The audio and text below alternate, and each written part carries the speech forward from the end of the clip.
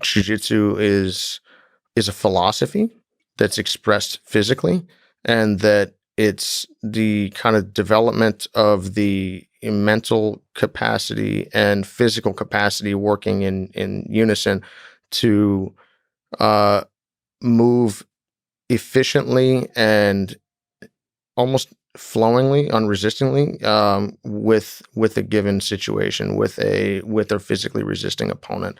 Learning how to generate force on your own, and how to steal force from the floor, how to steal force from the other person, and move in concert with it, as opposed to clash against. Which, if you watch two untrained people fight, it's almost entirely a clash. It's a runaway and clash, a runaway and clash.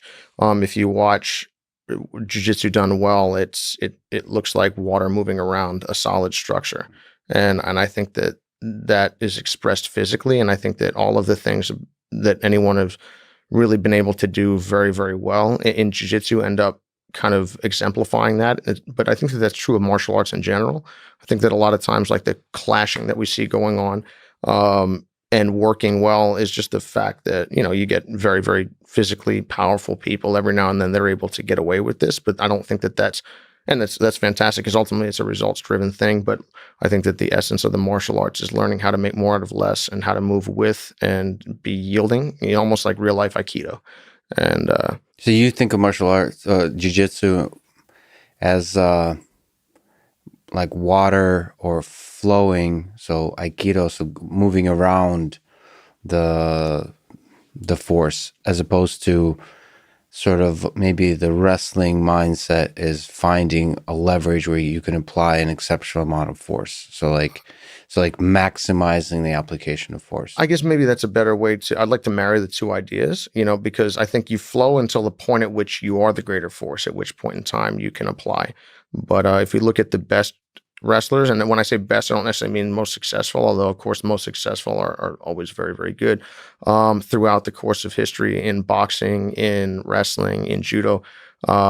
They're magical. They disappear and reappear. It's like fighting a ghost that is like incorporeal when you want to find it, but then when you don't want to find it, it finds you. And I think that we see that in the Buvaisar society of wrestling. And I guess you could look at Floyd Mayweather or Willie Pep, or Pernell Whitaker in boxing, as brilliant examples of disappearing and reappearing. And when you're strong, it's almost like guerrilla warfare. When you're strong, I'm nowhere to be found. When you're weak, you can't get rid of me. And I think that's what we're looking for. Yeah, the Satir brothers are incredible at that.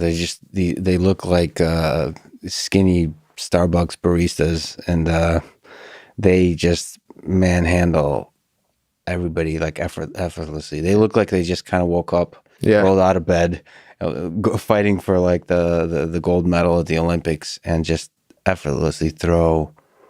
There's a match against, I guess, Yoel Romero. Yeah, so like if you look at like who is the guy who's like intimidating in this case, and terrifying looking, it's Yoel Romero, just like a physical specimen, and obviously like a super accomplished wrestler. I think this is for the gold medal, in 2000. Yeah, 2000. Yeah, Sydney. And then this is the year you all took silver. And what you like, just to show you, like, there's a inside trip, effortless, Uchi, and he does it again. Yep. It's a really creative kind of wrestling where it's organic. You throw in all these kinds of, there's just a mix of judo, a mix of like weird kind of moves. It's not like as funky as Ben Askren. It's just like legitimate, basic. Well, it's not funky for funky's sake, and I'm not poking Ben Askren to imply that that's what he's doing. But it's like it's funny. It's like a lot of times it's almost like Musashi talked a lot about that. That the only goal of combat is to win. Is the outcome it's outcome driven versus like flourishing, cool looking movements. It's like, unless that had a utilitarian purpose, like what are you wasting your time with that, both in the fight and also in practice. But as you mentioned, it's almost like it looks like judo, it looks like wrestling, it looks like jiu-jitsu. It's almost like, I guess, that reminds me, all of the martial arts is, again, deeply tribal as well. I want to learn Lex Fridman martial arts, and then I want to learn another, I guess, transcendent person's martial arts, and it just happened to be the set of movements that you tended to do most of the time, thanks to your body type and your opposition and whatnot. But then I try to codify that and force those to work, as opposed to going, I want to understand how the body works in concert and in congress with something else and other forces, and move appropriately. And that's why it's like, it always struck me that the Saiti brothers are great examples of just moving like water. But they, to use Bruce Lee, which is a little trite, but again, he's brilliant. It's like water can flow or water can crash, and they would crash when they needed to crash, and they would flow when they needed to flow, but they would flow for the purpose of dissipating and then crash when they would win, and at the right moment, then go back to flowing the second that the other person found them. And it's beautiful to watch. It's artistic. And I think that great expression of anything physical is ultimately studied as a science, but expressed as an art. And I think that that's something that gets lost in jiu-jitsu a lot of times, when it gets a little nerdy, like, do this, hand here, hand here. Like, if the more details I have, the better. When in reality, that's just not in my experience how it's done. Might be a fun exercise of saying, like, what are the main positions and submissions in the art of jiu-jitsu? You don't have to be complete. That's a ridiculously... I apologize for putting you on the spot like this, but it might be a nice exercise to think through it. Sure. I mean, I would just say that you have your arms bend in various ways. You have key lock, Americana, straight arm locks, Kimura, omoplata. Omoplata is a Kimura, Kimura is an omoplata. It's just executed. Submissions. So like submissions, yes. Breaking off your arm in all kinds of ways. But ultimately, the question is, let's say you were a Terminator, like a robot which of course you are. Go on. Go on. It's like, all right, so we're being completely literal. Yeah. And I couldn't harm you with any of these things. Would I still use these positions? The answer is yes. They create leverage, they create control, they create shapes that I can affect and that can affect me, and they can be affected through other forces and other objects or structures like the ground or the wall. I really enjoy mixed martial arts because there's another component rather than just me and you and the floor. There's me, you, the floor, and the wall, and it's another player in the game that doesn't exist in a grappling context in a non-enclosed, I guess, area of combat. But you can strangle me or choke me. What do you call it? Without my arms being involved, or you can use one of my shoulders to pin one side of one carotid artery off, and you can enclose the other. You can turn my knee in the exact same ways that you can turn my arm straight this way and that way. You can add a rotation to that, or it can be directly linear against the joint. So I guess what I would say is, the more that I've been able to understand jiu-jitsu, the more that it's given me a look into how we learn language, where rather than learning 5 bazillion adjectives, I understand what an adjective is. And of course, we are all read into some degree of vocabulary. I understand what an adverb does. And I understand what an adverb is. I know what a noun is. I know what the component parts of a sentence are. I know what, I guess, a clause, a contraction, any of these things. And it allows you to be interesting and artistic with your language to the extent that you can. But I can't, I can speak a degree of Spanish, but I'm not even slightly artistic in Spanish. I would be something, I speak like a child with a head injury. And anyway, but your basic understanding of the English language allows you to then be a student of Spanish. 100%, but I'm limited by my experience. I'm limited by my understanding of techniques, and I'm limited by my understanding, almost like, let's say, techniques are like vocabulary. So even if I kind of sort of grasp the sentence structure and the thought process and the thought patterns of Spanish, which it's interesting because just even the orientation and the organization of a language, and I've thought about this a great deal, the way that I perceive the world is affected deeply by the language that I learned. Again, if I learned, I have no idea how the Chinese language structures, but I can only imagine that it would affect, it's like a different lens. We're all looking at the same thing, but I have a different set of sunglasses on than you do. And that's very, very interesting. I'll use the Quran as an example. Apparently it's unbelievably poetic and in Arabic. It's still neat and was interesting reading in English, but I'm told by people that I trust that it just one doesn't bear a resemblance to the other. And I think that's a very interesting thing, that you may be able to say the same thing, but in a different way, in a more artistic way that may not translate on a one-for-one kind of fidelity. But the more that we're able to understand about how the body works, the more examples of the body working this way, the body working that way, the body working that way, the more that I'm able to eventually become an artist. But it has to be studied as a science first. And it does start with technique collection, vocabulary collection, the same way we learn in school, where you remember how to say quickly 17 different ways. And let's say I speak Spanish, I only know three. So you might use quickly, you might use an adjective like quickly in Spanish, but use one of the many, many options to describe that I don't understand. And now I sit there and go like, wait, what? I can't be artistic. I can't be as organic with the language as I'd like. So I believe that jiu-jitsu a lot of times starts with the acquisition of a lot of, hey, do this drill, this technique. Here's an Americana to an arm lock to a triangle. But the problem with that is oftentimes we get stuck in that phase. And people eventually become move collectors or sequence collectors. And I notice this when I'm trying to do DVDs, or I guess like an instructional series now, or even teaching in class. I don't believe in that form of learning anymore. Not that it's not valuable, but I don't believe, I don't understand jiu-jitsu on that level anymore. So what I'm trying to do is get across the basic ideas to people and say, hey, you need to fill in the gaps with going to class all the time. You need to go, hey, learn this move, learn that technique, because otherwise I'm basically just throwing at you like 75 different words that you could use, but that hasn't really taught you how to speak a language. Whereas if you give me the language structure, you can fill in these pieces on your own and then eventually speak organically in Lex form, which will be ultimately unique to you, because otherwise you just end up being like a weird facsimile of whatever it is that I'm doing, for mostly the worst, I'd say.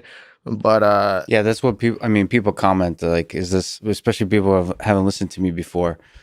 Is this guy drunk or high? Does MIT really allow slow people to to be like quotas. quotas? Yeah. Like what's wrong with him? Is he getting sleep? Are you okay? Does he need help? So that's similar with my jiu-jitsu. It's like, is this guy really, whatever rank I was throughout? I remember just like, is this guy really this rank? I just have a very kind of certain way of sitting and being slow and lazy looking, that there was ultimately the language that I had to discover. And it was a very liberating moment, I think, of probably a few years of getting my ass kicked, especially with open guard and butterfly, to where you really allow yourself to take in the entirety of the language and realize that that I'm different. I'm a unique. I'm unique, and like I have a very I have a language, I have a set of techniques, a way I move my body that I'm the one to discover. Like you can learn specific techniques and so on, but you really have to understand your own body. And that's the beautiful thing about jiu-jitsu, like you said, is like the connection about your philosophy, your view of the world with the physical, and like connecting those two things, how you perceive the world, how you interpret ideas of the world about exhaustion, about force, about effortlessness, like what it really means to relax, all these kinds of loose concepts, and then actually teach your body to like do those things, and like, and be able to apply force in spurts, be able to relax in spurts, and like figure all that stuff out for my individual body. But it's as you mentioned, I couldn't agree with you more. It's a discovery process, and no one can cheat that process. Which is, at the same time, it's almost like, imagine I want to start writing books in second grade, unless maybe I'm like staggeringly brilliant, which I can only conceptualize someone being able to do that. But maybe a Mozart of the English language, where you're out there doing it. But for most of us, we don't have enough knowledge, enough information, enough experience to be able to express ourselves. So we have to basically input, repeat, which is important, but it's the process, as you say, of going through that, of getting your ass kicked, of just like, well, that didn't work. Well, that didn't work. That felt right, but I don't know. Nobody else does that. I guess I don't believe in that. Versus eventually going, I don't know, I'll just try going my own way and see what happens. And now I'll get yelled at and people won't like me. And if it works, they'll say I got lucky. And if it doesn't work, they'll say I was dumb.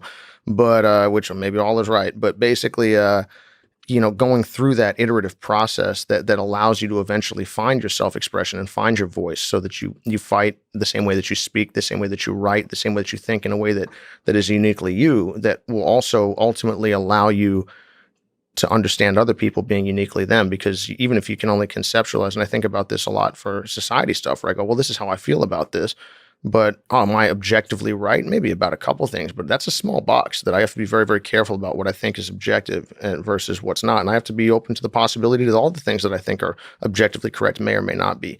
And that should allow me to have some degree of compassion or consideration for other people, both in their martial arts journey and in their journey, as people, as human beings, because I understand that they're on we're all on a path where it's all again an iterative process of eventual self-expression. But I think that's one of the things that we see having trouble when we see tribalism, which, I mean, racism expression of that, political affiliation expression of that, all of these things that can go in really uncomfortable directions. People are looking for, hey, where do I plant my feet over here? Where's the thing that I know is right? And that we can all agree on the following. And I think that we see that in martial arts. We're like, oh, I do this style. Well, I do that style. I do that style. It's like, hey, man, we're all just pushing forward in a certain direction here, trying to do our best. And I understand why you feel the way you do. I may have felt like that at one point too. But, I'm just trying to learn and understand versus I've already acquired enough knowledge. Let me cross my arms and start to look who's fucking up around here. Yeah. And I think that it's an interesting trap that I think is a very human trap to fall into, but it definitely happens early on. It's a joke in the jiu-jitsu world, right? Like, the blue belt that knows everything. Well, initially it's like, what? I know nothing, and I at least think I know nothing. Then I learn a little bit, and I think it's a lot bit. And then, the more you learn, the more you go like, I don't even know what I'm doing. Yeah, that's exactly right. We kind of talked about it a little bit, but once again, a lot of people that listen to this have never been on the mat, have never tried jiu-jitsu, but are really curious about it.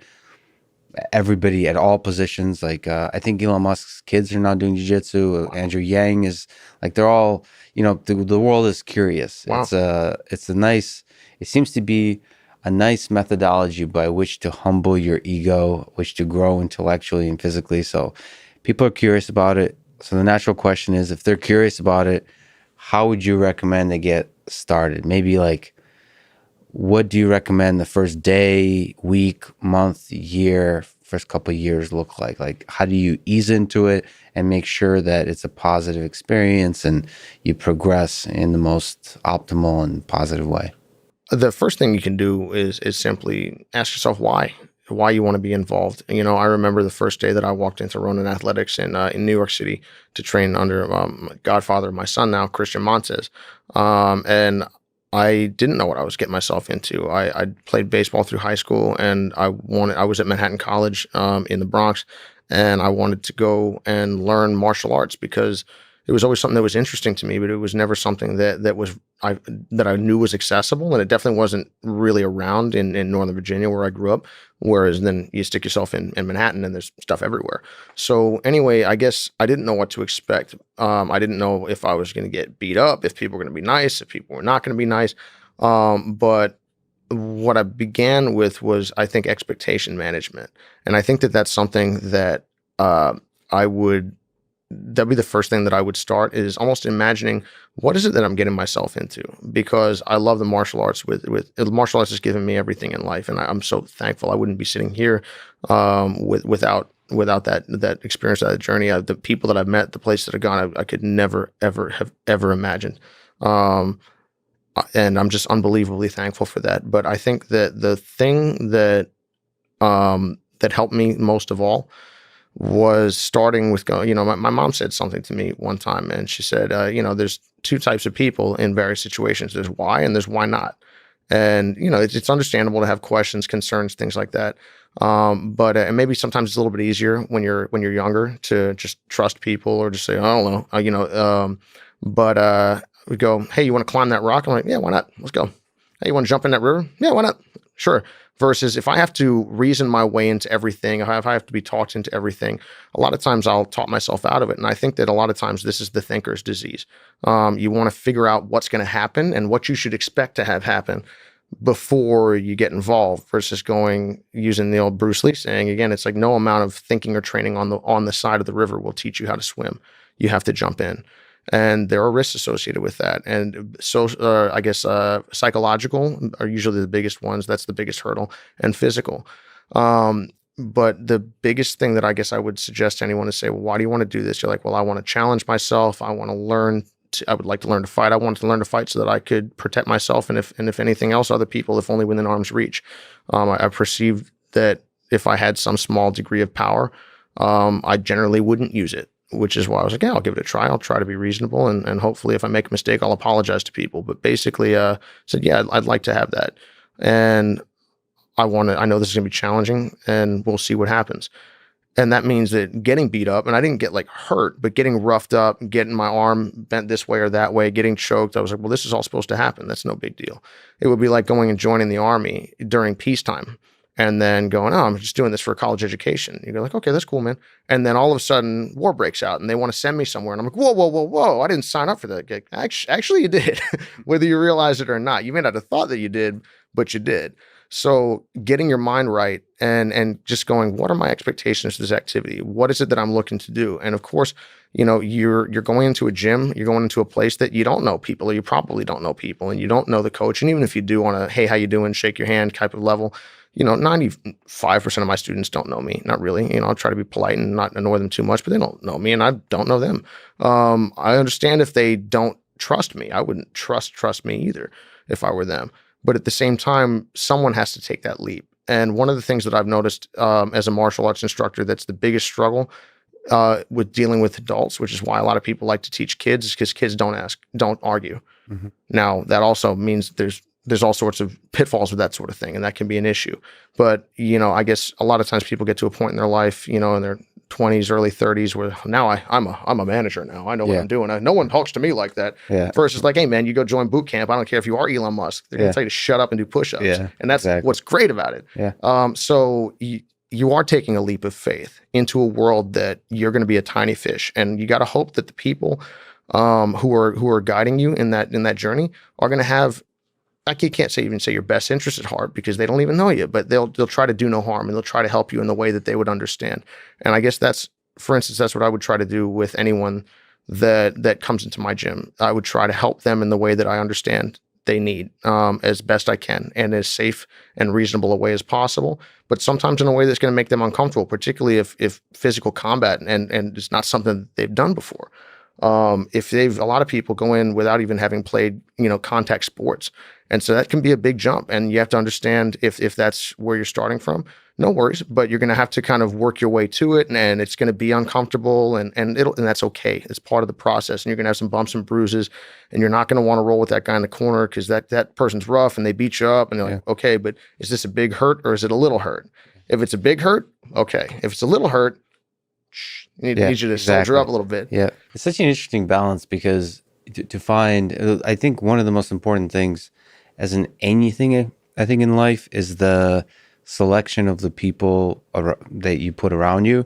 I mean, that's true with like getting married. That's true with like if people ask me, like graduate students, like your PhD advisor can be the difference. It's everything. It's like you spend 5 years with somebody, they're going to basically define the more impact on you than anybody you marry, anybody you hang out with. It's a huge impact. And the same with the coach selection, which is like the school selection it's going to be really important about in terms of like who you select will define how happy, like the trajectory of your growth and how happy you are with the entirety of the experience. And yet, like the flip side of that is, especially if you have an ego, especially if you are the manager that needs to let go of some stuff, you're going to feel like shit with the best kind of coach. That's what you need. Right. But there's a weird balance there to find.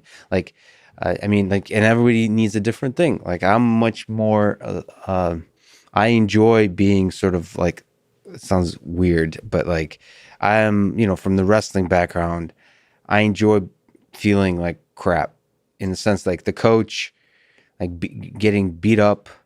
I don't actually enjoy it. It's not like some masochistic thing or whatever. I know exactly what you mean. Yeah. It's the growth. Like I like the anxiety. I like feeling like shit when I go home, like emotionally, physically. It's growth. It's a sign of growth, right? Like if you're not having to feel those things, you're probably in your comfort zone, which is fine, but that's not your growth zone, right? And everybody has a different threshold for that. And I mean, the beautiful thing about jiu-jitsu is like, it's also has like a yoga feel to it. Like you're learning about your body. So depending on the gym and depending on, in fact, the coaches, the people around you within the gym, you can select little groups too, kind of like Mhm. the people with who you roll. Like if you're a smaller person, it doesn't mean you have to go against big people. You can go against the people who like smoke a lot of weed and they're chill, or you can go against like that crazy ripped blue belt competitor who's like out to destroy everybody. And depending on like what your mindset is, you can kind of select that. And it's such a fascinating journey of like basically self-discovery.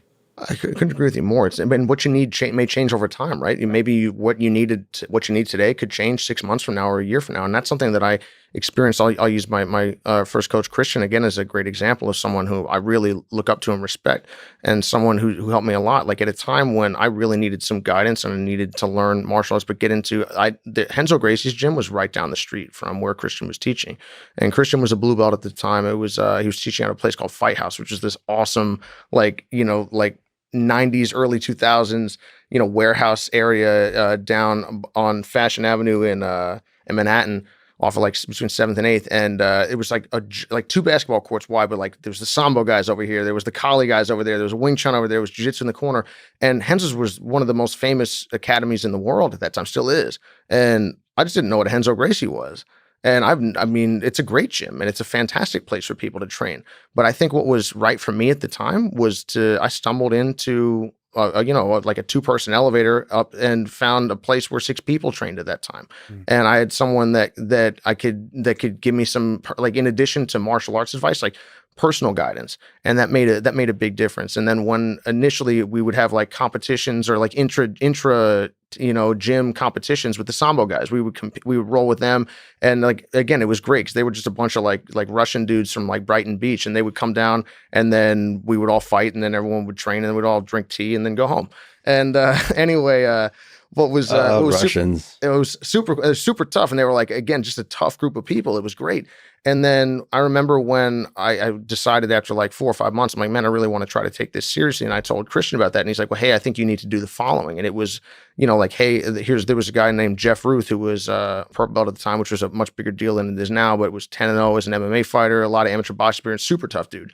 And Jeff was the best person at that time that I'd ever trained with. And I just got squashed. Christian used to beat me up too, but like Jeff would just absolutely kick the crap out of me. And I was like, this is awesome. And this was back when I was at home. I went home for the summer for that. And Chris was like, hey, I think you should stay. Because I told him that's what I was thinking. And this was a coach that, when initially was exactly what I needed. And then he's like, well, hey, that's not what I'm doing here. Maybe they're going to be able to help you onto a path that's kind of commensurate with what your goals are at the moment. And then, that was an interesting thing. And I feel that I was fortunate to start at a place where my coach was able to transition roles and do so comfortably. And I think that also was probably a factor of the fact that, where he'd done some of his training prior, like there'd been issues with the coach there. We're like not having the support, feeling like, hey, like I'm going to hold on to my students. I'm going to hold on to my best guy or my best girl, even if I can't take them where they need to go.